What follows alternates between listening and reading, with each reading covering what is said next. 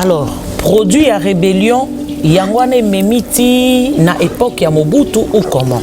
Ok. Mobutu a coûté rébellion. Alors, Batumingi Bapesaka éloge dans Mobutu pour la Kolbake. Mobutu nde asangisaki mboka oyo apesaki kimia. Mobutu en tant que chef d'état-major, il y a Armée nationale congolaise, ANC.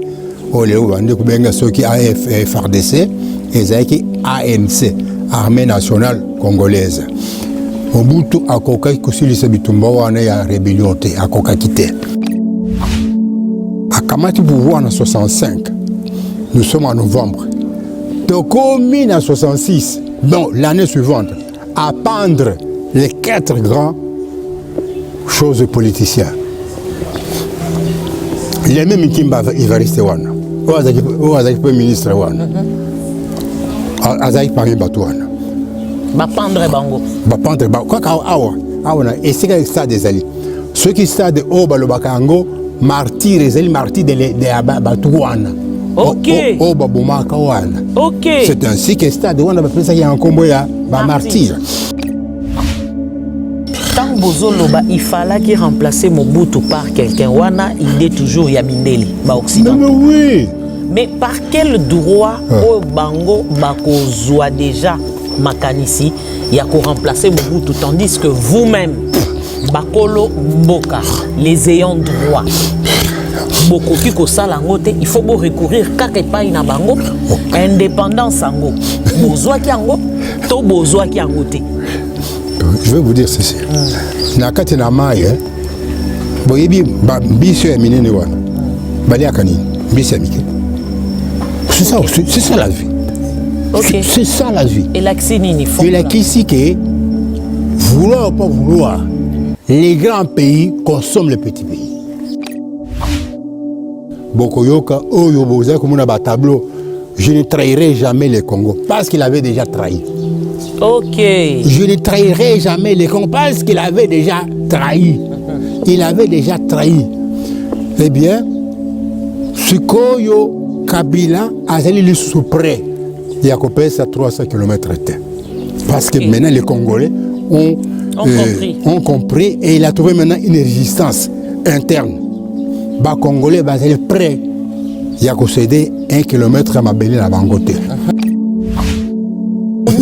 Runiga, Jean-Marie Runiga. Jean-Marie Runiga. Runiga, oui. Il y a des porte-parole. M23. Il y a M23. Oui. Donc, qu'est-ce qu'on peut dire par là? Cela veut dire Rwandais Tozana Bango Kaka. Mais oui.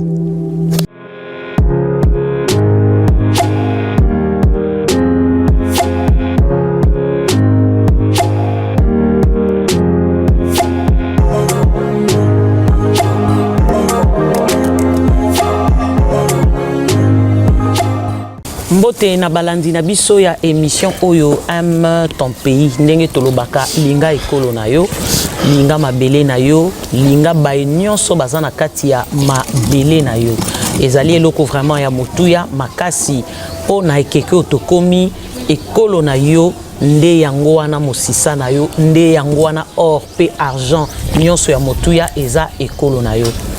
Alors tozongi lisusu lelo na kati na émission na biso Toni tokota lisusu na mozindo mingi koleka. Namona ki ba ebele bazo kotunaka, mais pourquoi masolo oyo ezobetamaka ya Katanga na ya Kasai? Ngana koyebisa bino eza très important pour na laka ki bino esengeli toyeba histoire na biso, mosisa na biso, makambo eleka obiso toyebite, tozana besoin vraiment bazana histoire wana bakende na yango te babetela biso yango. Poto ala quand même instruit. Tozo ya nango non pour na kosisite mabe songolo, mais tozo ya nango poto ala na iloko moko na mututo yeba pourquoi il y a telle chose. Parce que ce que nous vivons aujourd'hui, ce sont des conséquences. Ya makambu ebele oyo esi eleka oyo biso tozalaka pete et salamaka nde yango tozokutana na yango. En tout cas tolobi lisusu merci mingi na mokonzi ya mboka na mosala oye aza kosalaka surtout na likambo Italie Est ndenge ni nazo bunda bitumba pe tozongi susu na koloba ete mokonzi ya mboka asunga biso na kozala vraiment na ekenge makasi na baenyoso bazobima lokola ba traître na temps oyo melobi bazalaki baninga na ye pona koloba ete ngonga oyo tokomi mokonzi zala mayele mingi mibomba mibatela parce que intérêt na yo ezali peuple azala malamu. Mais na lisolo mwa muke oyo toyebaki na kosolola na invité na biso la fois passée tant toyambaki ye na kati ya badir na ye amemaki biso to comprendre ete lolenge système ya colonisation et yaki à l'époque coloniale comportement na to système wana ememi biso nyonso lelo ata moto aza mokonzi alingi yende ba matisa ye likolo ba misusu bazala na se nde biloko tozoloba ete tolongola na kati ya mboka na biso tout ce qui n'est pas vraiment digne de nous étant que les Africains, comme il avait dit l'autre fois en disant était Afrique mobimba tozalaka moko tozalaka na problème te kasi lelo nazo yambela bino lisusu invité na biso. Bonjour papa. Bonjour ma fille. En tout cas tozali na esengo makasi ya koyeba na koyamba bino lisusu na mokolo na lelo toujours na kati na ba sekele to na ba expérience pe boyebi oyo bozana yango pona koyeba na ko transmettre biso oyo tozali bana na bino bakoko na bino ba génération mususu ekoya lisusu kuna liboso bakoka koyeba lisolo oyo toyoka ki obetelaki biso lisolo lobi ete nayo na Kabila les pères botangaka classe moko bozalaka penza baninga okoko betela biso lisolo po tozana besoin toyeba penza likambo na biso ya este euti wapi. Merci. Ndenge nalobaki la fois passée toyebana ki la Laurent Désiré Kabila na cycle primaire toyeko kabwana ba secondaire mutu na mutu ake dans la naye toyeko se retrouver na Laurent Désiré Kabila to communion so ba adulte na tango na politique oh ya indépendance en 1960 et nangai nous sommes retrouvés encore tous na parti politique ya Patrice Emery Lumumba MNC bakabwana ki comme MNC ya Kalonji MNC ya Kalonji ya Lumumba biso tutikalaki côté ya Lumumba. Et comme la plupart, Kabila Laurent azali Muluba. Muluba ya kasa été, mais Muluba katanga. Parce que batu mingi baye bakate ke baluba bazala kami balé. Na katanga baluba bazali, na kasai baluba bazali. Yé Laurent Désiré Kabila azali Muluba o ya katanga. O babenga kabaluba en chankadi. Nous sommes retrouvés dans le même parti politique. Natango te kokima sécession il y a 1961 toye awa toye ko se retrouver encore ensemble awa bango na MNT natango bakangaki gizenga batie na Bulambemba balumumbiste nyonso basilikaki parce que c'était déjà la chasse aux lumumbistes nde Kabila Laurent azalaki jeune par rapport à Bamikolo bazaki bagizenga basomialo bangwenye bamulele bakei na bakotizamba ezako bengama maki oyo na sima eye kobongwana eye sikoyo rébellion tala lokola nini tokabwanaki na tango wana Laurent akei na maki na rébellion biso bamususu totikalaki awo. But ya rébellion na ye ezalaki penza nini? Ezalaki rébellion na ye te na tango wana ya ezalaki trop jeune. Bo bazalaki na en tête ya rébellion wana bazalaki ba Mikolo, ba Pierre Mulele, ba Somialo, ba Ngonye, Christophe et consort. Mais ye azalaki elongo na bango ba Mikolo wana. But na bango ezalaki tout d'abord liwa ya Lumumba. Lokola babomaki Lumumba bato nyonso bazaki bato ya Lumumba bakomaki ba ennemi ya gouvernement oyo ya Léopoldville bazako bomba na ainsi de suite et tout ça Et puis bango bazaya kondima lisusu gouvernement obatia qui en place bango bazaya kondima yangote. C'est ainsi que bango batombokaki ils se sont rebellés contre le pouvoir ouana ozaki dirigé par Joseph Kasavubu parce que bayebaki que le pouvoir légitime ezaki na maboko ya Patrice Emery Lumumba. Alors c'est ainsi que bango baboyaki gouvernement oya Kinshasa babandi rébellion. Alors produit à rébellion yangwane memiti na époque ya Mobutu ou comment? Ok. Mobutu a coutu rébellion. Alors, batu mingi bapesaka éloge na Mobutu pour na kolobake Mobutu nde asangisaki mboka oyo apesaki kimia. Mobutu en tant que chef d'état-major ya armée nationale congolaise ANC. Ole bandi kubenga soki FRDC ezaki ANC armée nationale congolaise. Mobutu akokaki kosilisa bitumba wana ya rébellion te akokaki te. C'est ainsi que basalaki appel bamonaki ke mutu akokaki azaki na makasi tango wana azalaki Moïse Tshombe oyo akimaki déjà azaki na Madrid na tango basilisi balongoli sécession basilisi sécession à Katanga na 63 Tshombe akimaki akikofanda na Madrid. Alors kuna Tshombe lokola azaki na mbongo mingi pe semanaye ba mindele bazalaki na ba mercenaires baza préparé bango na Rhodésie o lelo to benga Kazambi ba mosu bazaki na Angola na ba mercenaires ebele pour ça na bango ezaki toujours pour être baya lisusu ba reprendre Katanga. C'est ainsi que président na tango wana Joseph Kasavubu bien sûr avec conseil à Mobutu parce que son conseil principal c'était Mobutu bamonaki ke esengeli Tshombe aya parce qu'azali na mbongo armement makambo nyonso azana yango akokusilisa bitumba oyo rébellion esi ebandi awa. Et en même temps ezalaki lolenge pe ya kosala ke azongela lisusu makambo ya sécession te aussi longtemps qu'il y a comme déjà premier ministre awa. Nalingi bobetela biso nanu lolenge nini Mobutu azwaki pouvoir ya mboka oyo.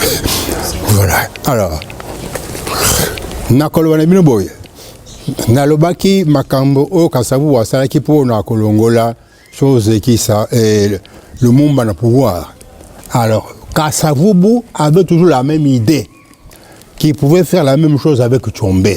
Or que asali les mauvais calculs qui ne pouvaient plus tenir non plus. Alors, dans 60, Natango, Mobutu a neutralisé les deux, je veux dire, les deux autorités.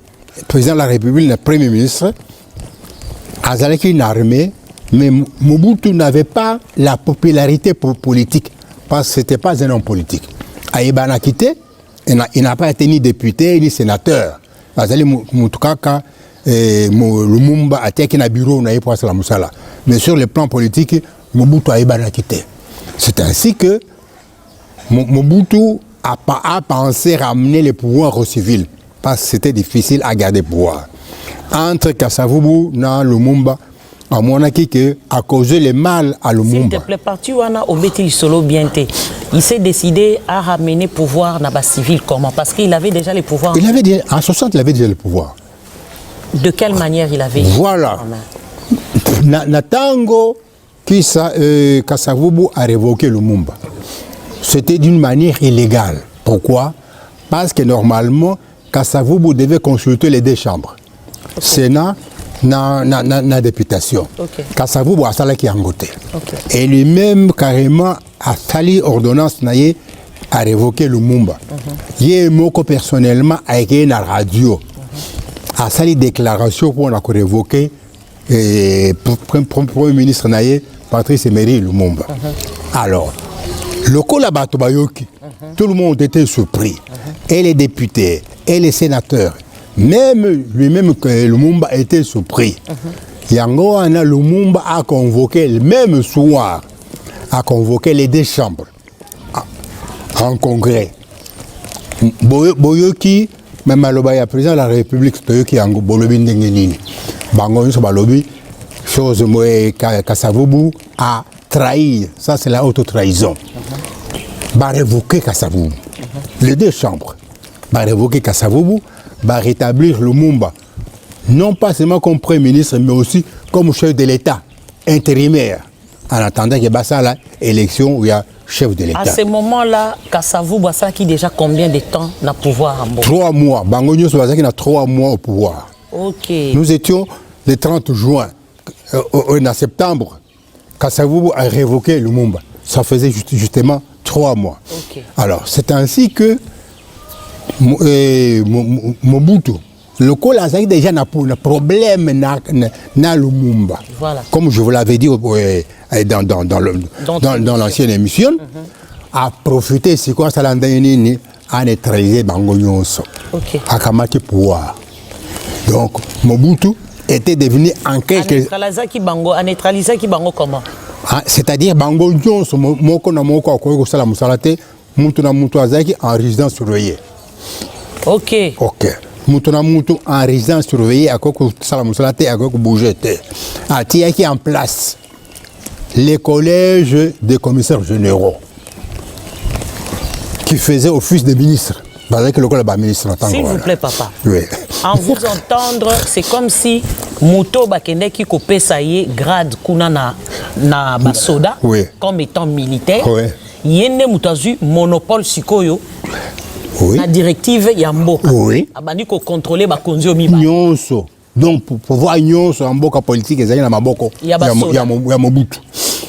Il y a des soldats. Pas des autres, mais il y a Mobutu. Non, quand on dit soda, cela veut dire et que pas soda, non, non, jusque-là, c'était Maboko Naïmoko, pas l'armée.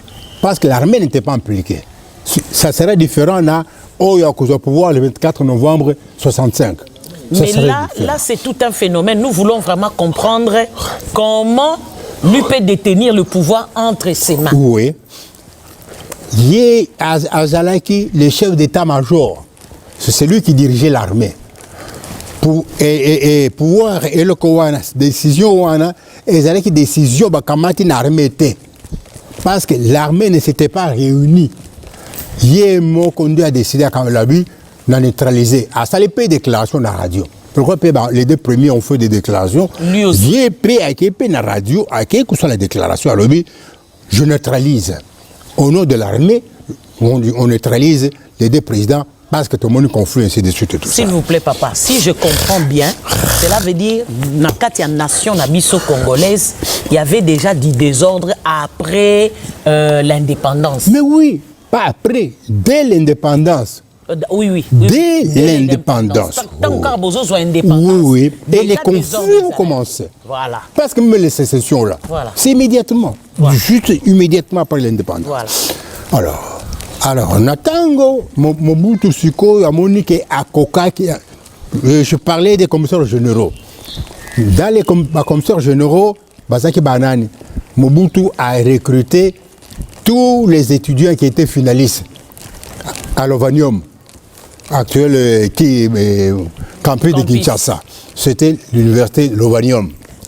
Entre autres, Étienne Tshisekedi. Ok. Était parmi Oyo Mobutu a été na pouvoir en 60. Ok. Bon, le collège a salé qui droit. Il y a Liaou, tata ya Marcel Liaou actuel, ministre de la fonction publique. Okay. Son père, Jean-Pierre Liaou. Son papa, c'était Marcel. Alors, à Kamati Bango, à Kotisi Bango, l'équipe na Babengaki, les commissaires généraux. Alors, collège de commissaires généraux. Bangomi Balé Bazalaki à la justice. Le collège Bazalaki droit. Marcel Eliaou était le titulaire et Etienne Tshisekedi était son adjoint. Naki. L'équipe Wana, il y a collège de commissaires généraux. Alors, le collège Monaki a zali kokokate. Il fallait remettre le pouvoir pour être Bango, politicien, Babunda. C'est ainsi que Mobutu a remis le pouvoir. Atali entre les deux. Nakasavubu na Lumumba, ce qui a libéré Bango Nyonso Balé, Kasavubu allait tomber. Parce que déjà, dans le Parlement, il déjà déçu. Alors, Lumumba va récupérer le pouvoir. Ceux qui ont récupéré le pouvoir, est-ce que Lumumba va me pardonner? pardonner Ngaïté.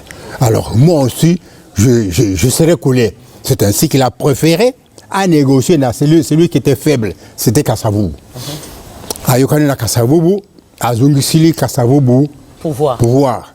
Le Mumba Tekali, la résidence surveillée. Alors. Et la suite, c'était quoi? Parce que notre problème, Mobutu est devenu président comment? Ok, voilà maintenant. Mobutu, Azongisili, Kasavubu pouvoir. Le Mumba va sacrifier Babomi. On a continué maintenant. Alors, c'est là où je viens. Donc, tant que Bazong ici pouvoir de l'autre côté, va sacrifier le Mumba. Parce que lui est resté en surveillé. Jusqu'à Natango, Tanta, qui peut être acquis, mais qu'on soit, Baki Kokangaï, Batini, le Lumumbashi, Babomi. Alors, Kasavubu est resté maintenant attaquer le président de la République. Kasavubu a nommé, la place à Lumumba, a nommé Joseph Iléo comme Premier ministre. Parlement ébloui Joseph Iléo. Ainsi donc, il y a eu une crise. Cette crise-là a fait que toujours Mobutu avait le pouvoir à bengi ba policier bangonyos y compris Tchombe. Kalonge consort Bazaki na ba sécession na bango baye awa na conférence na conclave de l'Ovanium pour être bayokana ba trouver un consensus ndengini ni bako sala bo gouvernement na consensus wana ya l'Ovanium nde babimisaki Cyril Adoula le premier ministre au Batunyonso Bandimaki a commis premier ministre jusqu'en 64 parce que mandat il y a 1960 et il y a 4 ans de 60 à 64 mandat il y a Batunyonso wana lingaki et c'est là c'est le système des Américains dans un mandat à 4 ans c'est le système en Belgique dans un mandat à 4 ans alors natango mandat wana ici et c'est ngeli qui basa la élection moyen que ça la élection et ça la quitter parce que Mobutu les a qui par ici par là tout ça là qui na on a baki na bino la loi fondamentale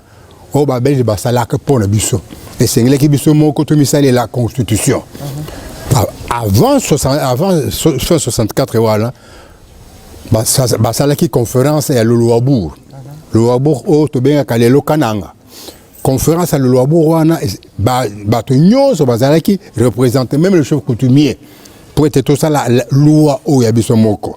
Ainsi donc, c'est à partir de ce moment-là qu'on a appelé projet et a constitué à Luabour. Et c'est le référendum pour être peuple et Kokakundi Mayango. Moyen que c'est Yango et ça l'a quitté parce que par ici par là, rébellion, Mboulou, patati patata et Zalaki. Ainsi on a fait appel maintenant à Moïse Tchombe.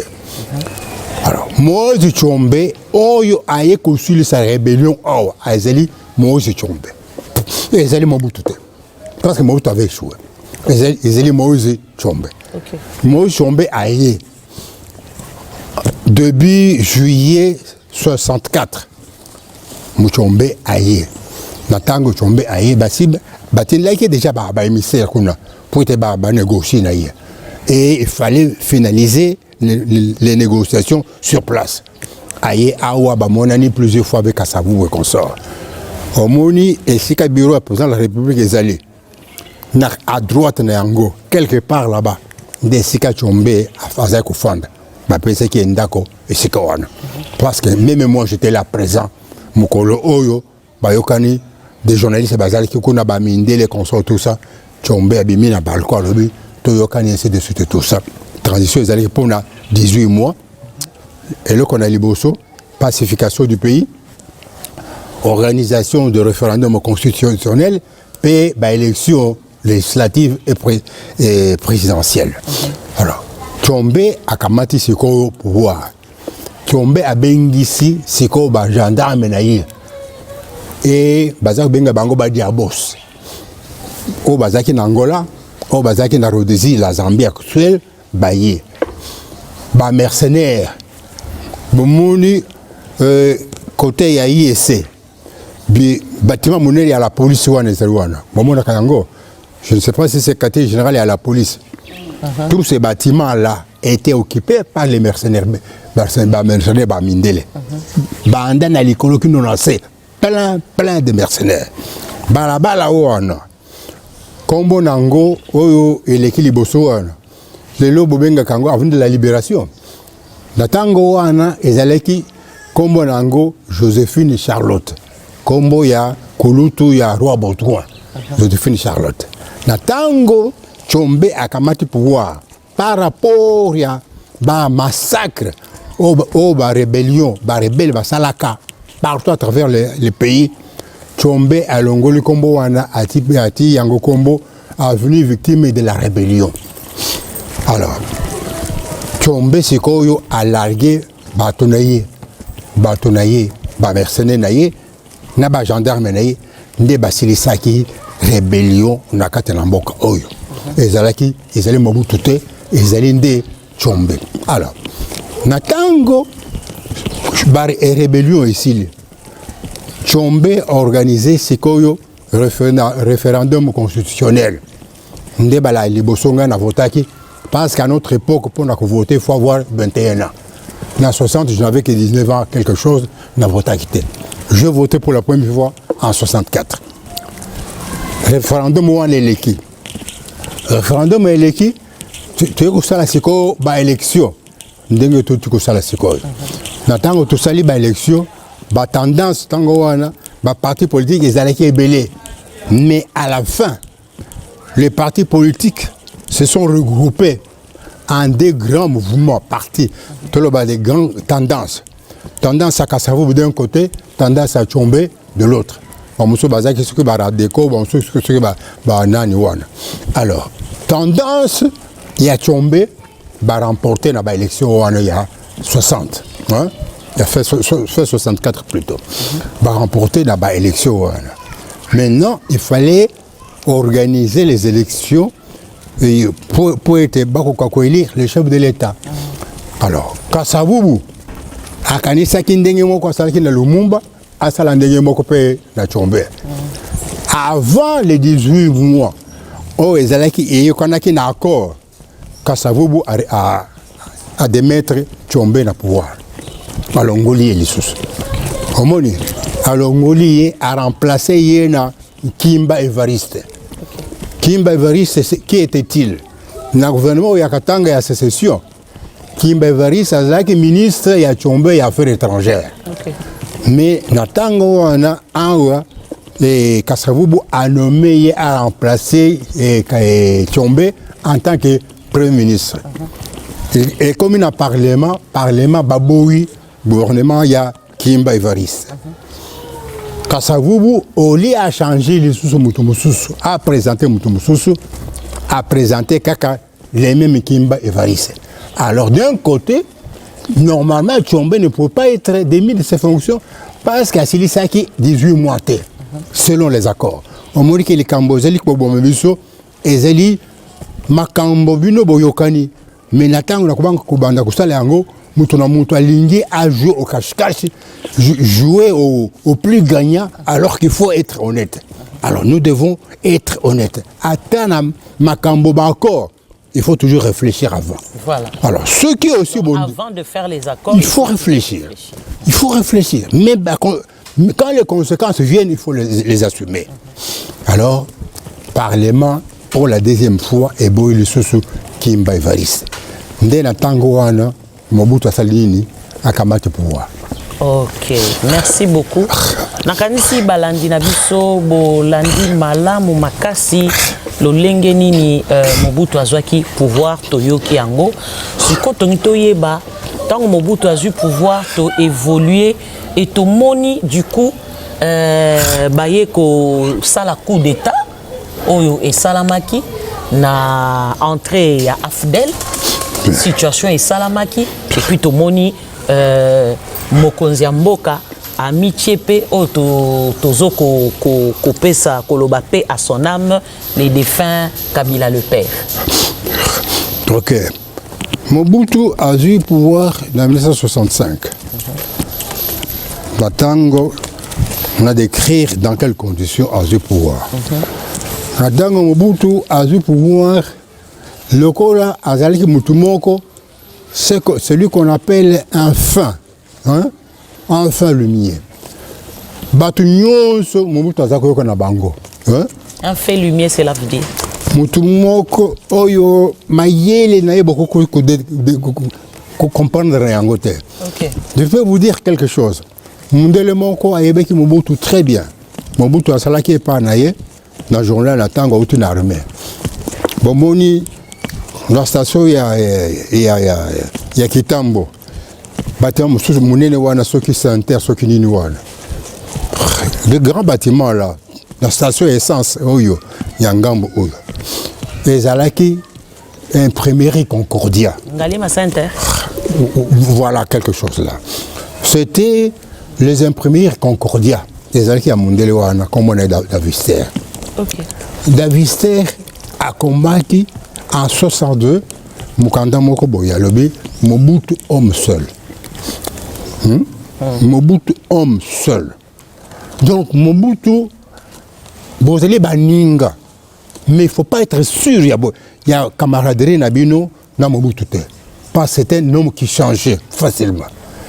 Ceux qui bozeli baninga, et c'est pourquoi. Mais lorsque intérêt ou anésalité, eh bien Mobutu tourne Kazaka. Mobutu azako yokana na Tchombe très bien. Parce qu'il y a qui na 61.